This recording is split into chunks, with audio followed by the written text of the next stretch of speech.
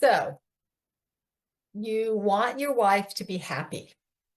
That's great. But what we've learned is that appeasement never works. Well, and I'm Leslie Dories, and I was thinking about this when I was talking to a member of my Facebook group, and he was sharing that he and his wife keep their money separate, which is potentially problem number one. But they've recently had a baby, and she wants to buy an item that he doesn't think is necessary. And what makes it worse is that she thinks that he should pay for it out of his money. And this set off so many red flags for me because I understand that you cannot um, fight every battle. That is not wise.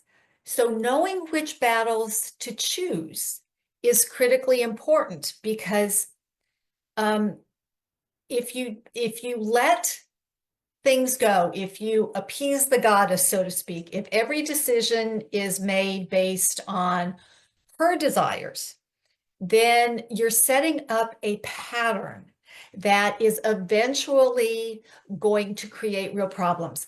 I could hear in his voice, he loves his wife, he loves his new baby, but he was already starting to get a little bit resentful. And it is the resentment that, if it is allowed to build, that is going to destroy his marriage. Divorce is one of those things that seems to be building slowly and then suddenly. You've probably known couples who seem to have a great marriage until one of them decides they want a divorce. And that's because of the buildup. And, uh, you know, I understand that people keep their money separate because they want to avoid having the hard conversations. But guess what? You just change the type of conversations you're having. You don't actually stop the difficult conversations because keeping their money separate, that's fine. But then how do you decide who pays for what? She wants something. He's supposed to pay for it. A little out of balance.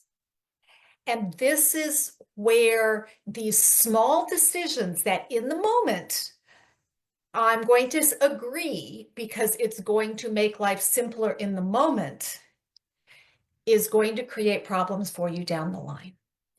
And knowing how to identify which issues need to be addressed and which ones you can truly let go of is a challenge. It is one of the biggest challenges for marriage. And I'm going to tell you that if you and your partner create a global plan, a marriage blueprint, so to speak, then these decisions become easier. They're not easy in the beginning, but then they become easier over time because you already have a way of, you've already talked about them, you already have a way of dealing with them. And I get it. Um, the baby is 3 months old. He's not wanting to get into a difficult conversation with her.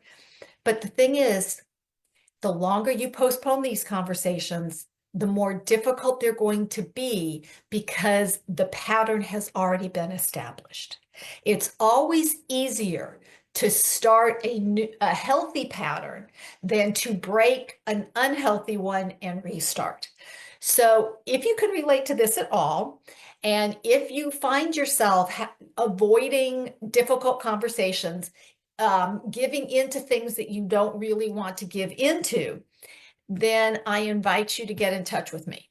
I invite you also to subscribe to this channel. But if you want some information about how to set healthy patterns in your marriage so that you can have as smooth a sailing as possible, then I invite you to get in touch with me. And hopefully you have found this helpful. And until next week, stay loving.